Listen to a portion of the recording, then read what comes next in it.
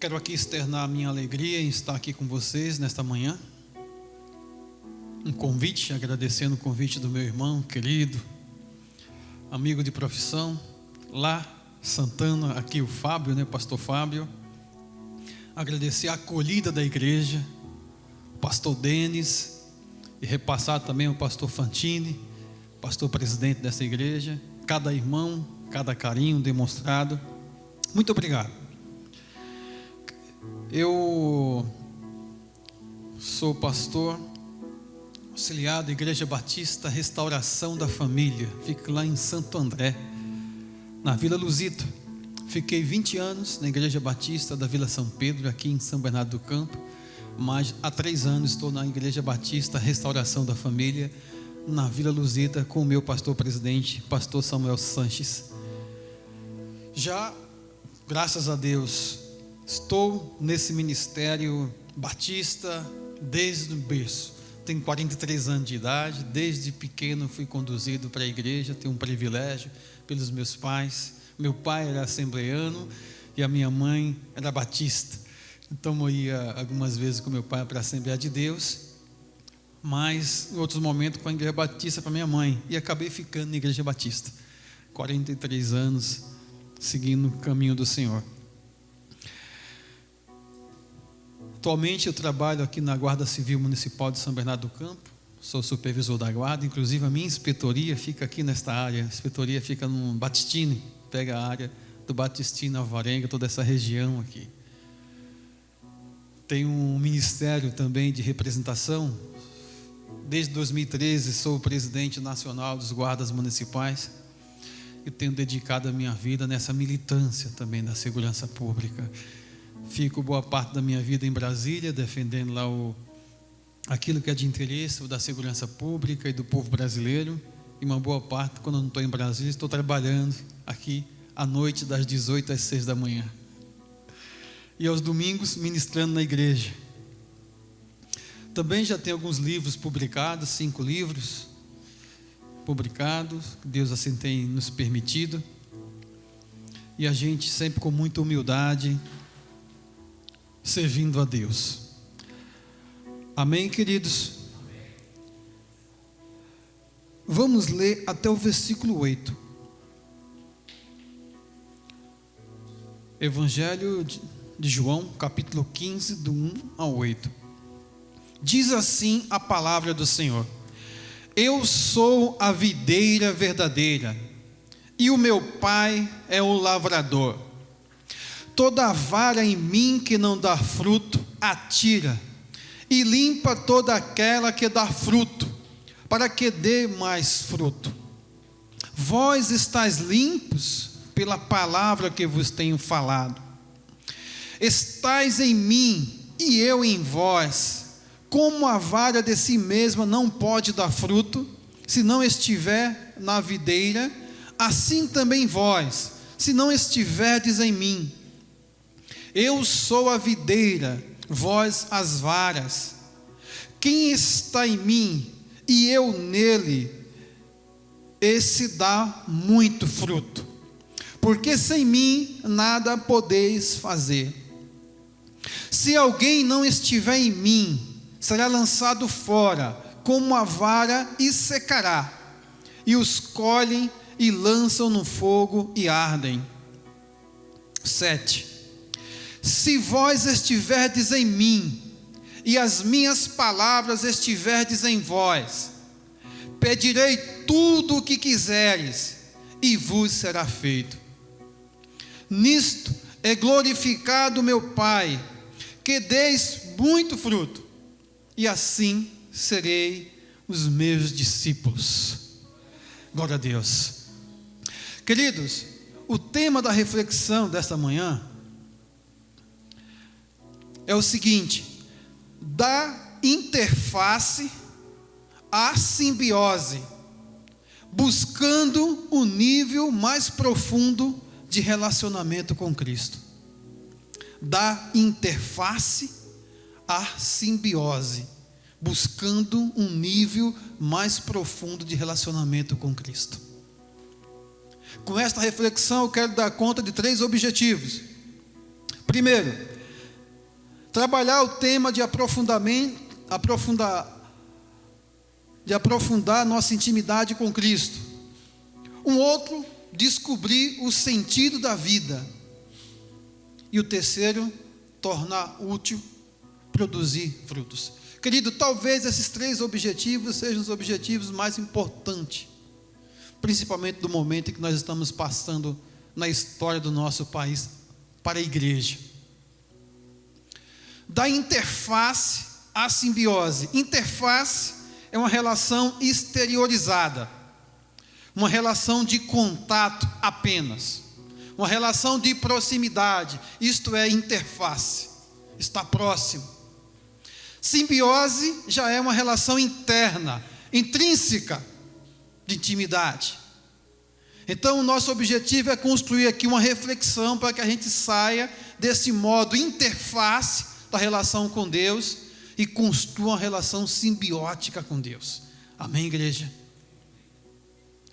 E para isso eu quero chamar a atenção de vocês, primeiramente, para essa expressão que Jesus utiliza no início desse texto: eu sou a videira verdadeira. Esta expressão, eu sou, talvez para os discípulos, para os ouvintes da época, eles não entendessem o que Jesus estava comunicando ao afirmar eu sou. Mas esse eu sou, esta forma de apresentar de Jesus é muito comum. Em vários momentos ele se apresentou dessa maneira. Por exemplo, ele falou: eu sou o bom pastor. Em outro momento também ele vai falar: eu sou a porta. Não é isso? Eu sou o pão da vida. Eu sou a luz do mundo. Eu sou o caminho, a verdade e a vida. Eu sou a ressurreição e a vida. E aqui ele coloca: eu sou a videira verdadeira. Diferentemente de todos os outros eu sou que ele falou, que apresentam a relação dele para com a criatura, para com os seus servos, quando ele traz eu sou a videira verdadeira, ele está trazendo um aspecto de intimidade, um aspecto de simbiose, de uma relação intrínseca. Ele vai falar: somos um, eu e você somos um. O eu sou. E ele comunicava também, quando ele falava eu sou, para os judeus da época. Os judeus da época de Jesus entendiam, os religiosos, o que significava o eu sou que Jesus estava se referenciando. Ele estava se colocando numa situação de igualdade, de unicidade, com aquele eu sou que se apresentou para Moisés, naquele momento quando Moisés estava apacentando as ovelhas de Jetro. Quando aquela sarça começou a queimar e não se consumia, quando alguém se apresenta para Moisés e Moisés fica angustiado e quer saber quem é, ele fala assim: eu sou. Em nome de quem Moisés pergunta para ele que eu vou falar para os egípcios? Ele fala: o eu sou de Israel te enviou. É o mesmo eu sou. Jesus Cristo está comunicando que entre ele e Deus há uma identidade. E o eu sou é uma conjugação que traz a ideia de que não há variação, de que não há mudança, de que não sofre as intempéries da vida. O eu sou é aquilo que permanece sempre, que não muda. Eu sou. O eu sou não está no tempo, porque tudo aquilo que está no cromos, no tempo, passa por um processo de perecimento. O nosso tempo é dividido entre passado, presente e futuro. as coisas perecem no tempo. O eu sou está na eternidade, é atemporal. Ele não muda, ele não sofre variação. Por isso que ele fala, eu sou. Ele não está dizendo que ele foi, ou que ele será, ou que ele está sendo no processo de transição. Eu sou, como ele diz que a sua palavra, todas as coisas passarão, mas a minha palavra jamais passará, porque é a palavra do grande eu sou de Israel. E Jesus traz essa expressão para que os discípulos entendam que Ele e o Pai é um. Eu e o Pai somos um. Aquele que não muda, aquele que não rasga compromisso, aquele que cumpre a palavra, aquele que não volta atrás, aquele que visita inclusive a iniquidade, o pecado do povo. E queridos, e do ponto de vista da intimidade que está sendo tratada nesse texto que nós acabamos de ler, nesses poucos versículos, também, lá atrás, no Velho Testamento, existia uma relação meio que exterior, distante de Deus para com os homens. Desde o Éden, desde da chamada de Abraão, Moisés, uma relação um pouco que distante de Deus e a sua criatura. E Deus, para estreitar, diminuir o distanciamento dele com o seu povo, ele iniciou um processo também no Êxodo, criando criando o tabernáculo do deserto, trazendo para o meio do povo a possibilidade de um contato mais próximo da criatura com o Criador. Ele pediu para que Moisés construísse o tabernáculo no deserto.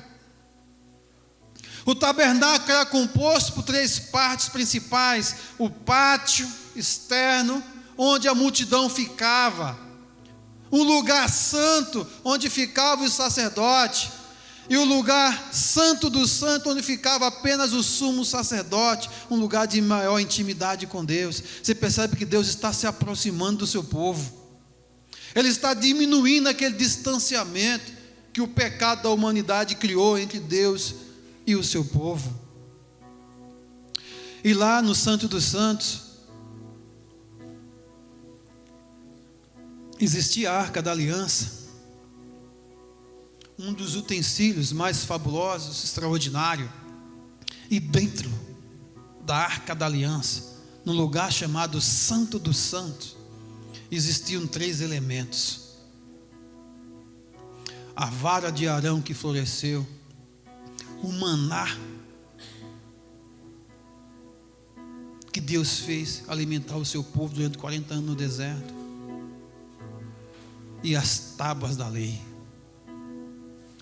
São 3 elementos que se transformaram a temporais, como testemunho da ação milagrosa de Deus, como testemunho da providência de Deus para com o seu povo, e como testemunho do contrato que Deus fez com o seu povo na Torá, nos 10 mandamentos, que Ele não rasga, todos registrados no cartório eterno, está na eternidade. É Deus que vem criando as condições de criar intimidade com o seu povo. Queridos, e esta figura de linguagem, esta metáfora da figueira, ela retrata essencialmente e com muita efetividade esta relação de intimidade de um com o outro. Jardim do Éden, sarça no deserto, tabernáculo, templo de Salomão no Novo Testamento. O apóstolo vai dizer: agora chegou o momento, vocês são o santuário vivo do Espírito Santo de Deus. Estreitou completamente. aquela distância do Éden, aquele compartimento do tabernáculo, onde distinguia quem era quem, cada um no seu devido lugar. Agora Deus perguntou lá na voz de Salomão, se nem o céu dos céus consegue conter a glória do Senhor, quanto menos uma casa como essa. Mas Deus deu um privilégio de fazer de mim e de você o santuário da sua habitação. Deus tem interesse nessa intimidade, e todas as bênçãos que Deus determinou na sua palavra, todas as bênçãos, elas decorrem desta relação de intimidade com Deus. Nós precisamos superar essa relação exteriorizada, essa relação de interface.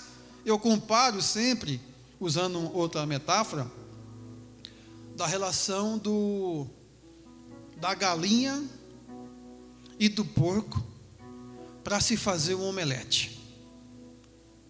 O porco e a galinha. Omelete à la americano, né? Para se fazer o omelete, precisa do bacon. É ou não é? E é muito gostoso, por sinal. E do ovo.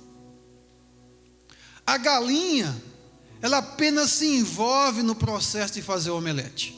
Ela envolve uma relação de interface. Agora o porco tem que se comprometer para ter o bacon. É diferente. O porco tem que morrer.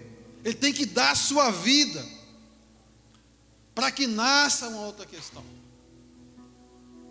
E muitos de nós ficamos confortáveis numa relação de envolvimento. Estou envolvido com Deus, de interface apenas, de proximidade.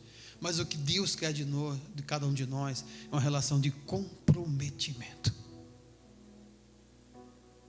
Não tem como nascer um novo homem, não tem como iniciar uma nova relação se não passar pelo processo de comprometimento.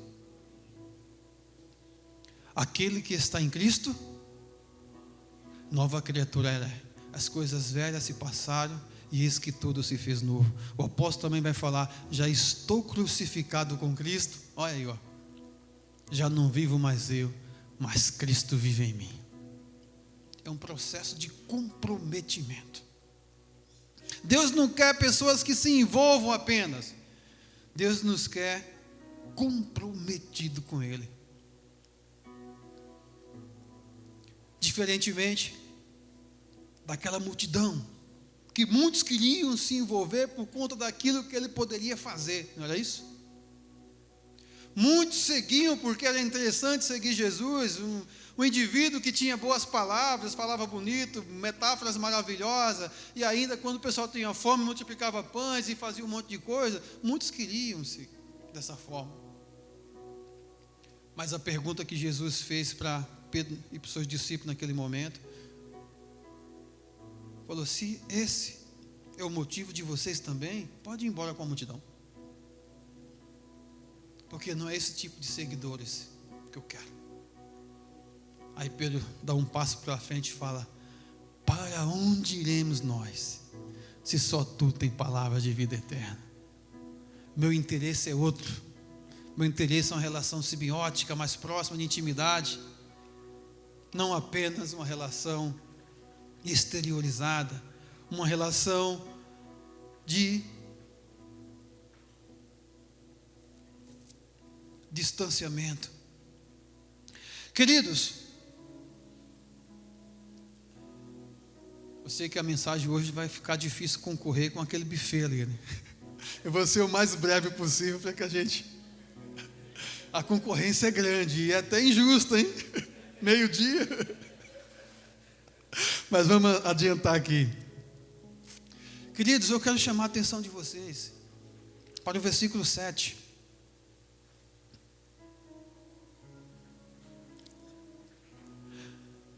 Se vós estiverdes em mim, e as minhas palavras estiverdes em vós, pedireis tudo o que quiserem, e vos será feito. Você consegue entender isso? O que é que Deus está falando para nós nessa manhã? Se as minhas palavras estiverdes em vós, pedireis tudo o que vós quiseres, e vos será feito. Queridos, a palavra de Deus é uma potência transformadora, uma potência criadora. Ela é uma potência que transforma situação da água para o vinho, e é uma potência criadora que cria algo de onde não existe. Esta palavra, que o apóstolo também vai falar no capítulo 6, que é espírito e vida, é a mesma palavra que se transformou em carne e habitou entre nós. Os irmãos estão entendendo? A palavra é o próprio Deus consubstanciado. Por mais que seja abstrato pensar uma palavra dessa grandeza, mas a palavra é a potência do próprio Deus em nós. Todas as possibilidades de Deus estão nas suas palavras, em nós. As palavras que estão em nós, para fazer tudo.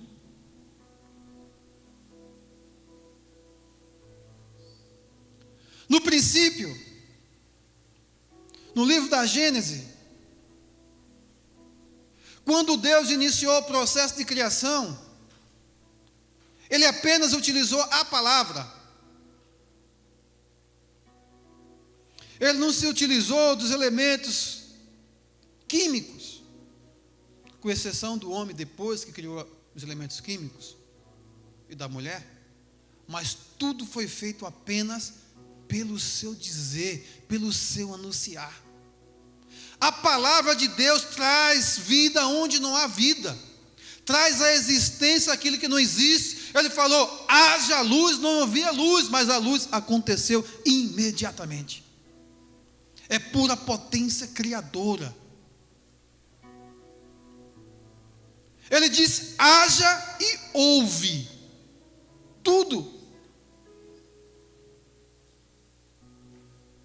A palavra de Deus é como se fosse aquilo que Tiago vai falar, que é enxertada ou engravida alguém. É uma semente que se coloca, um enxerto que coloca em algo que vai produzir grandes coisas.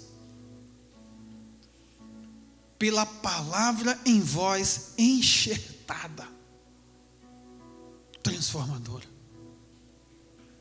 com potencial incrível. Eu lembro de uma parte de Jesus, se eu não me engano, com o centurião de Cafarnaum, que ele queria o milagre. Ele falou, tão somente uma palavra tua, dita aqui, o milagre acontece ali.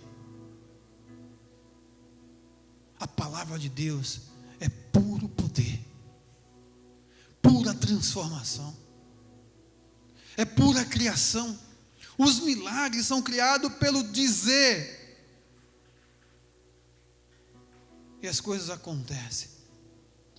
E Jesus está falando aqui agora que se a igreja permanecer ligada nele, e esta palavra permanecer no teu coração, a palavra, tudo que você pedir, esta palavra vai realizar.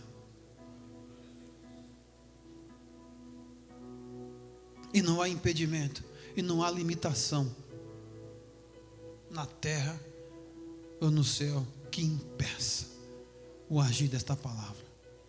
Não há barreira física, barreira química, humana, não há. A palavra ela vai alcançar sempre o seu objetivo. Ele vai dizer e ela vai acontecer. E vai criar. Vai abrir porta onde não existe porta. Vai inverter a lógica humana. Vai curar quando a medicina se curvar Como impotente diante de uma doença, a palavra cura. Ela reverte a situação. Esta é a palavra que nós cremos. E esta palavra que está no nosso meio nessa noite. Se estiverdes em mim e eu estiverdes em vós, tudo o que pedir vos será feito. Tudo. Vocês imaginam que todas as vezes a gente falando dessa forma, parece que está muito abstrato ainda. Mas do ponto de vista concreto, quantas das vezes o seu humor é alterado por conta de uma palavra? Alguém fala uma palavra para você, apenas uma palavra, mas dentro de você inicia-se um processo bioquímico que altera o teu humor, que te impõe limitações, que altera o funcionamento do teu organismo, é ou não é? Ou da mesma forma também, alguém fala uma palavra que te anima, te dá mais coragem, te reanima. A palavra tem poder, querido. A física quântica está chegando cada vez mais perto disso, confirmando isso.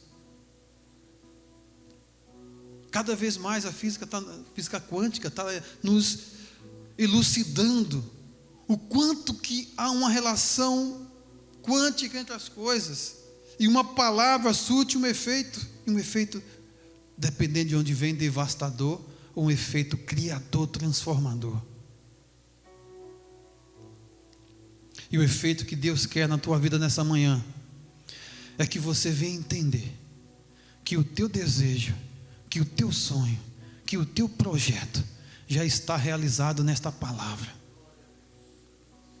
Apenas você tem que deixar ela guardada em você e você ligado na videira. Querido, deixa eu falar outra coisa para você. Quem é aqui o irmão mais velho dessa igreja? Mais velho. Tem mais tempo de crente? Levanta a mão. Quem tem mais de 10 anos de crente? Pega 10 anos. Se eu fizer uma pergunta para você, se eu perguntar o seguinte: você lembra de todos os sermões que você ouviu até hoje? Não. E se eu fizer pergunta vindo de 10 anos para cá, a maioria não vai lembrar. Mas se eu perguntar para você do último sermão de domingo passado, talvez alguns nem lembrem mais. Sabe por quê? Eu vou revelar para vocês. Porque o segredo desta palavra, que muitas das vezes a igreja despreza, os irmãos desprezam, o diabo sabe. O diabo sabe o valor que tem isso aqui. Ele sabe a capacidade de mudar a tua vida isso aqui. A capacidade de transformar a situação que essa palavra tem. O diabo sabe. Então o objetivo dele não é mexer no teu patrimônio, tirar o que você tem ou o que você vai ter. Porque ele sabe que se mexer no teu patrimônio, Deus é poderoso para fazer tudo muito mais abundantemente do que pensamos ou imaginamos. Ele sabe disso. Igual ele fez com Jó. Tirou tudo, Deus dá mais, o dobro. Porque toda a riqueza vem dele. Ele sabe disso. Mas ele sabe. Se conseguir tirar a palavra do teu coração, vai iniciar um processo que vai tornar você impotente. E resista aí no teu coração. A palavra de Deus é como a seiva para a figueira. Entendeu? Qual que é a função da seiva na figueira, na planta? O que é? Levar vida. Fazer frutificar. A palavra de Deus é a seiva espiritual para a sua vida. O inimigo sabe da capacidade dela de fazer você frutificar. Então ele foca na palavra. Como acontece na parábola da semente, de retirar esta palavra do teu coração, de criar entretenimentos para dispersar a tua mente os teus objetivos, para que você, tão logo que saia daqui ali, pense em 1000 coisas, em 1000 preocupações, com ansiedade, e esqueça a palavra, porque aos poucos ele vai tirando, porque ele sabe que é essa palavra que é transformadora, que é criadora. Ele sabe disso. Ele sabe que é esta palavra que vai fazer você realizar os seus sonhos, que é essa palavra que vai fazer você transformar a sua situação em casa, familiar, no trabalho, social. Ele sabe disso. Então ele investe pesado em tudo, entretenimento, para dispersar, para tirar, para que você esqueça do poder que há na palavra. Mas nessa manhã você está entendendo isto, e você vai fazer como foi anunciado no Velho Testamento: guardar essa palavra no teu coração, não de uma forma superficial, mas escrita, né? Com fogo mesmo, com fogo do Espírito, de maneira que você jamais venha esquecer, porque ela é a seiva espiritual que você precisa para viver e para frutificar. Querido, já encaminhando para o encerramento, quando o inimigo não consegue tirar essa palavra, porque ele sabe, o texto falou, nós fomos criados para frutificar. Esta é a missão da figueira. Vocês sabem que existem algumas espécies de plantas chamadas trepadeiras. Alguém sabe disso? Todo mundo sabe o que é uma trepadeira? Existem trepadeiras que eu vou chamar aqui do bem e trepadeiras do mal. Qual que é a função da trepadeira? Ela vai se apoderar de uma outra árvore que vai chamar de hospedeira e vai se alojar. A trepadeira do bem, ela vem para acrescentar algo que vai melhorar a árvore. Por exemplo, uma orquídea, uma bromélia, são trepadeiras bonitas, que enfeitam, perfumam, deixam mais bonita as árvores, não deixa? Cada orquídeas maravilhosas. Estas trepadeiras do bem, elas têm vida própria. Mas existe as trepadeiras do mal, que ela se aloja num galho e suga a seiva que vai para aquele galho, de maneira a tornar aquele galho impotente, infrutífero. Aos poucos as folhas caem, o galho começa a secar e não tem mais serventia.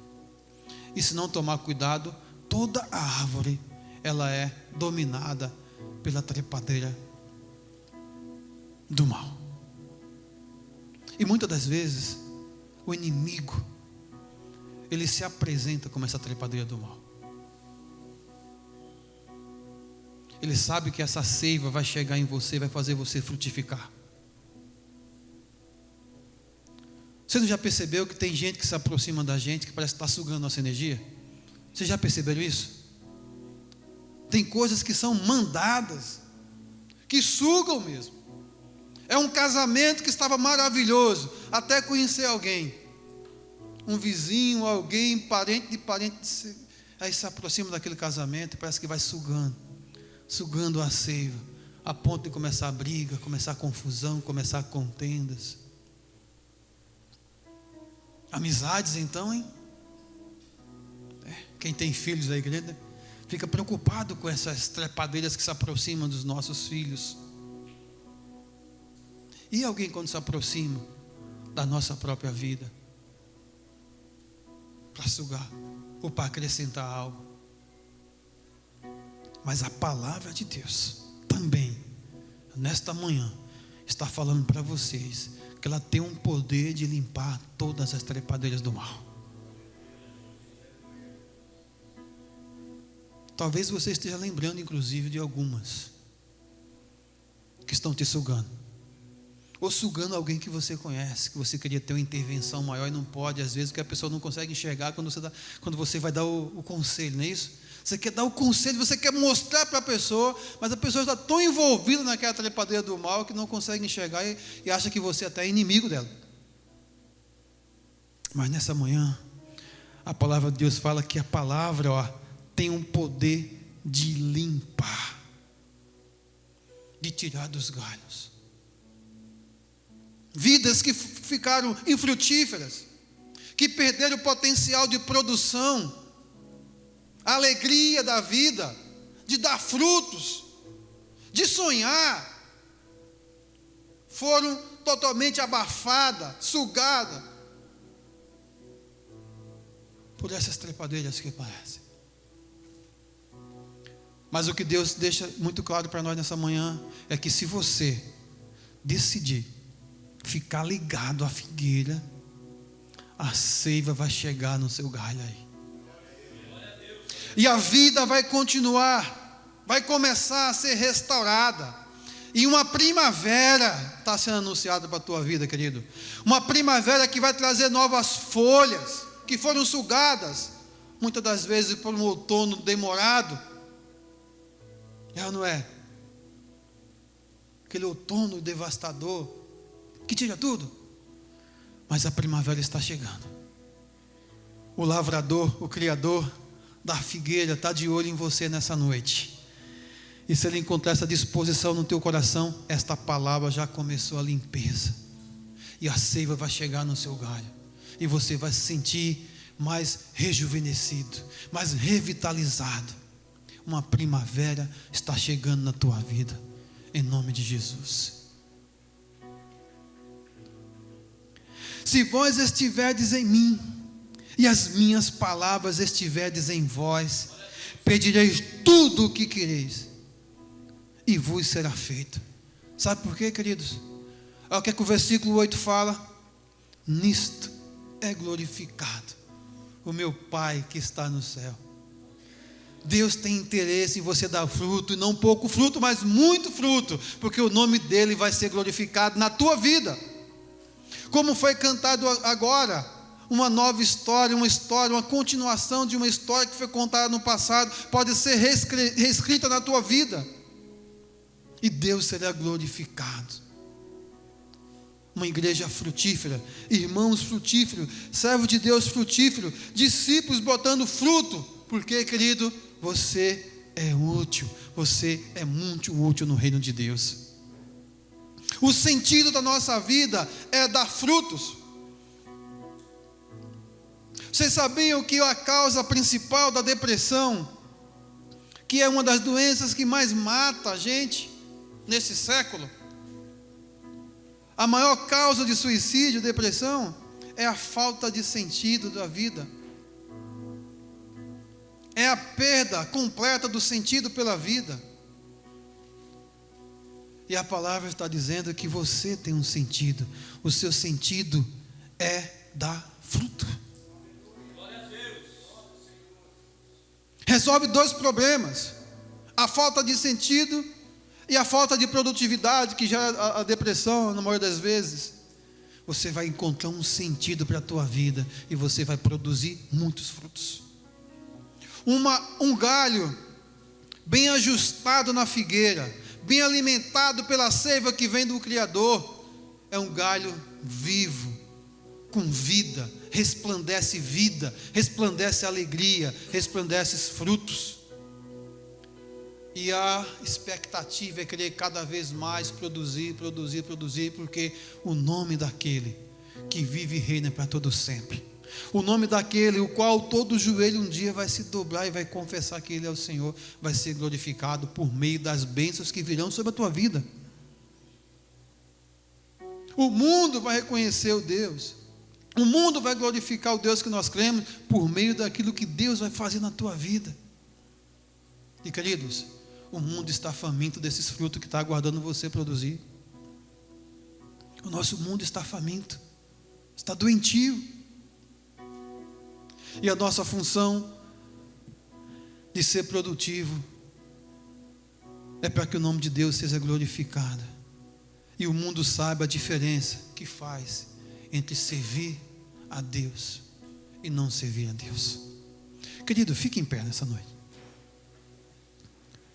Vamos encerrar. Eu queria encerrar essa reflexão já pedindo compreensão pela brevidade. Mas eu queria fazer uma oração por você.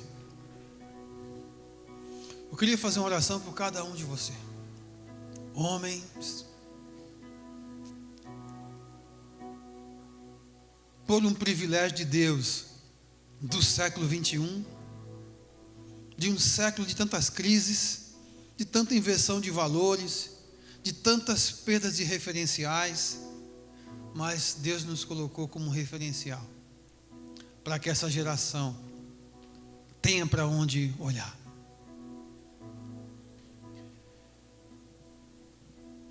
Queridos, Deus precisa ser glorificado. Não porque seja uma carência dele, porque Deus não tem carência. É porque ele precisa ser reafirmado, afirmado. Tem muitas coisas sendo colocadas no lugar de Deus. Muitas tentativas de substituir Deus. Ídolos. De várias formas diferentes. Deus tem que ser glorificado e reafirmado como o grande eu sou de Israel. O sustentador. O Deus da provisão. O guarda de Israel. E ai desse mundo. E ai desse mundo se não for igreja presente. Nós temos essa missão. Frutificar para glorificar a Deus e frutificar para alimentar um povo faminto. Amém, queridos? Curva a sua cabeça, amados. Soberano Deus e amado Pai, santo, santo é o teu nome, e toda a terra está cheia da tua glória. Meu Pai, nós cremos no poder transformador da tua palavra, no poder criador da tua palavra. Oh meu Pai, nessa manhã, diante da tua igreja, juntamente com os teus servos reunidos, meu Pai, nós recebemos de Ti, meu Pai, essa seiva espiritual. E ela vai, Senhor Deus, levar vida. Para que cada galho venha ser produtivo. Venha produzir muitos e muitos frutos, meu Pai. E que o Teu nome venha ser glorificado. Nós pedimos, meu Pai, que essa Tua palavra venha limpar, meu Pai, limpar todas as plantas trepadeiras que têm sufocado o teu povo, têm sufocado relacionamento, têm sufocado famílias, têm sufocado sonhos, têm sufocado relacionamentos interpessoais. E que a tua palavra venha limpar agora, meu Pai, e jogar essa planta do mal no fogo para que ela venha se queimar, e a tua seiva alcance esse galho e venha trazer vida, trazer alegria, trazer esperança. E uma primavera, meu Pai, venha acontecer na vida dos teus servos nessa manhã, em nome de Jesus. Oh meu Pai, muito obrigado, Senhor Deus. Muito obrigado porque as tuas misericórdias se renovam a cada dia. E nós hoje nessa manhã somos abraçados e acolhidos pelas tuas misericórdias. E nós te louvamos. E teu nome venha ser glorificado para todo sempre. Amém. E graças a Deus. Queridos, Deus abençoe vocês.